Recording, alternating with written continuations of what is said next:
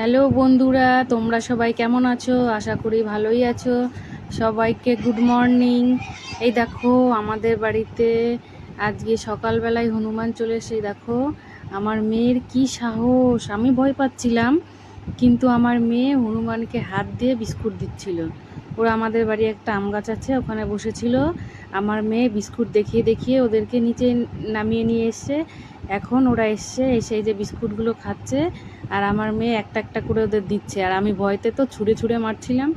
আর আমার মেয়ে বলছিল, মা এভাবে মেরো না কিন্তু, ওরাও তো ওদের তো খিদে পেয়েছে, ওইভাবে ছুঁড়ে দিতে নেই খাবার, আমি হাত দিয়ে ওদেরকে দিয়ে দেবো, ওরা দেখো সুন্দর করে খেয়ে নেবে। সত্যি তাই, দেখো হনুমান সুন্দর করে বসে বসে খেয়ে নিচ্ছে। এই হনুমানটার খুব সাহস। এর সঙ্গে একটা বাচ্চা হনুমান ছিল, ও ভয় পাচ্ছিল, কিন্তু এর ভয় নেই। দেখো কিভাবে বসে আছে, আর বিস্কুটগুলো কি তাড়াতাড়ি খেয়ে নিচ্ছে।